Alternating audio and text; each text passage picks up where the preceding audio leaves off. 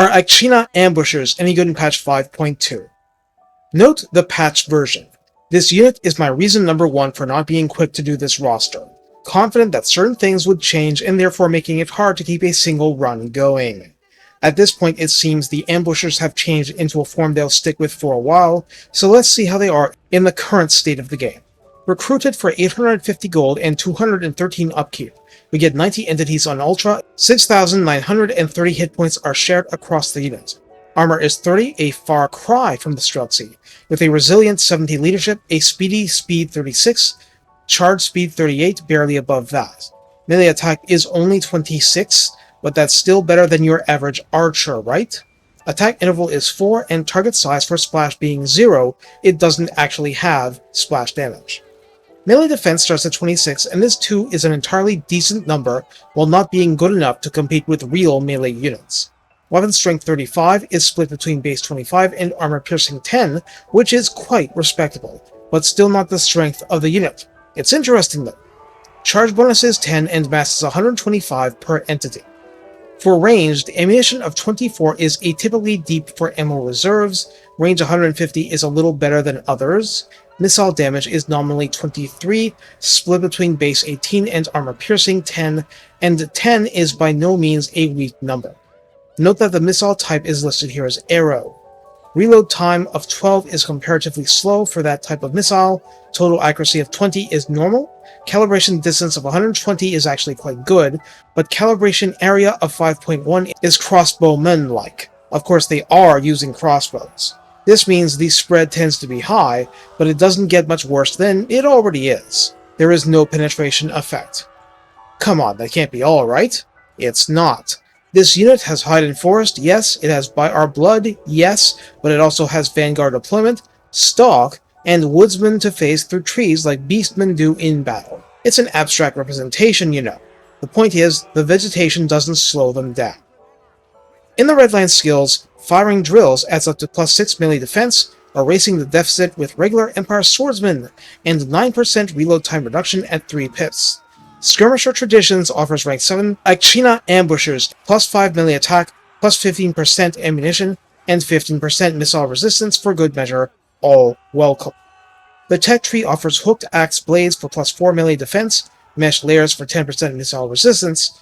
Pirate's Weapons offers range +10%, +2 armor-piercing missile damage, not percent, 2 digits, and 10% more reload time reduction.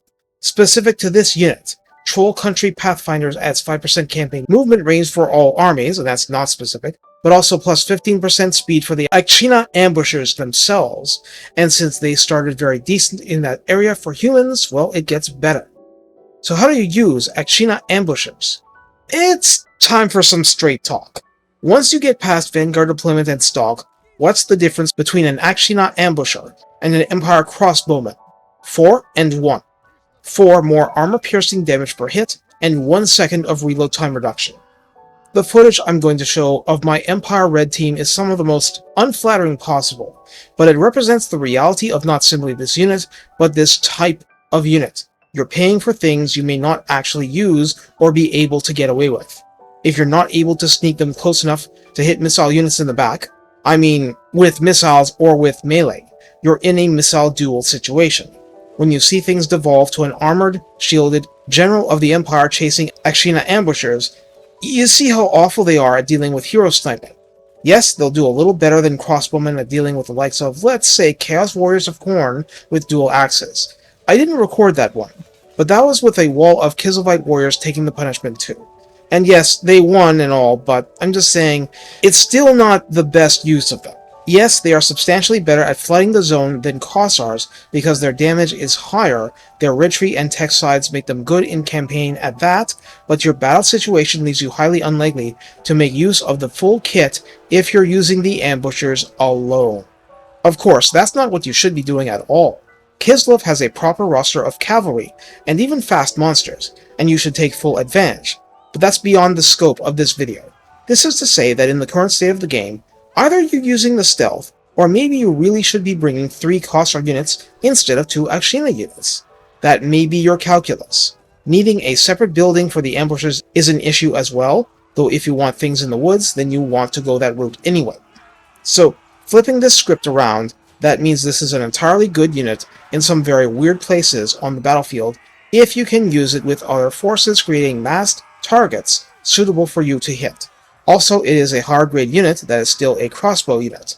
Imperfectly, it will fire over your engaged lines since it's not a gunpowder unit. That's an issue for how your army behaves as a whole. Bottom line, the ideal way to use them is indeed as ambushers, but you need someone to trigger the ambush. Like a spell-flinging heroine, the enemy chooses not to ignore, a unit of horse archers, stuff. In those situations, they become a crossbow version of chameleon skinks, without the helpful poison. But if you're expecting them to dominate regular battle in a way regular standard crossbowmen can't, frankly, you're going to be disappointed. I'm not saying they're bad, that's not the point. They're better, but it's not better enough to say Kislev is way ahead. Again, except for the kind of stealth and Vanguard deployment Empire gets from Huntsmen, actually. This is why your campaign dilemma is in fact very similar. Do I take Huntsmen, or do I just take more of the other missile units? Do people even use Huntsmen anymore? I kind of like them, but when I played Call of France, I was desperate for anti-Vlad measures. Anti-large base damage heavy solutions were a lower priority. I'll come back to ambushers as I go through more of the roster because they can be good, but they need tar pits way out in the middle of no man's land between your front lines. Not everything is appropriate for that, but this calibration area means so much scatter, you simply cannot put in the maximum damage without setup. Take care, and have fun sneaking through the forest. Sometimes it's not the damage you do, but where the damage is coming from.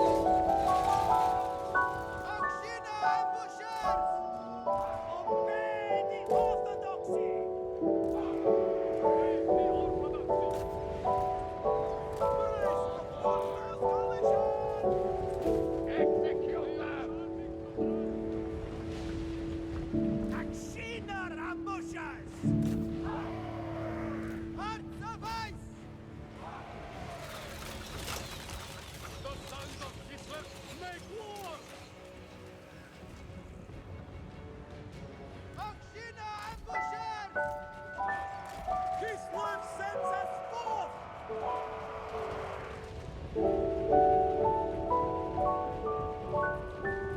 The cowards attack from afar! Sons of Kislev! Kislev's vengeance! The shooter Kislev's taking point! Honor and fear! This free blood brothers!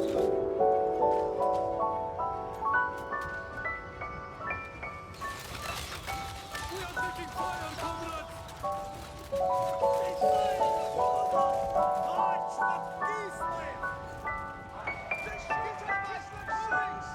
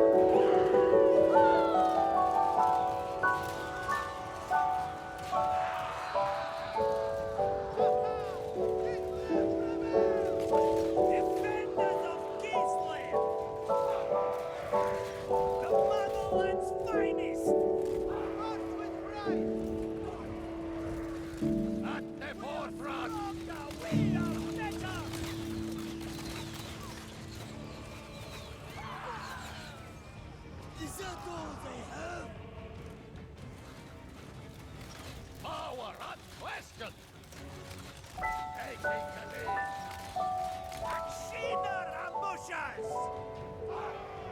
In Kislev's name! Obey the orthodoxy! On the march!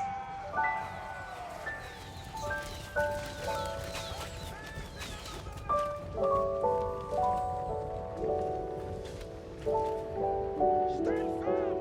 Collision imminent! Taking position!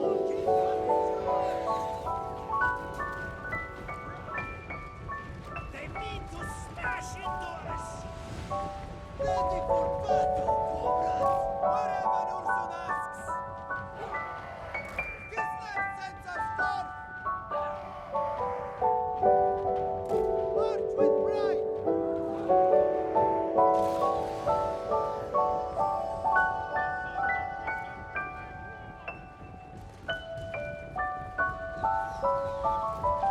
Our righteous to begin!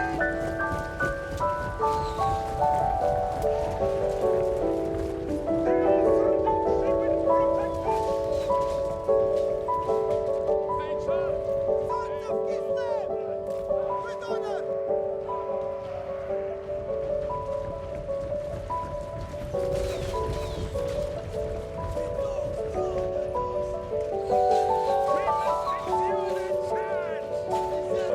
Akshina ambushes!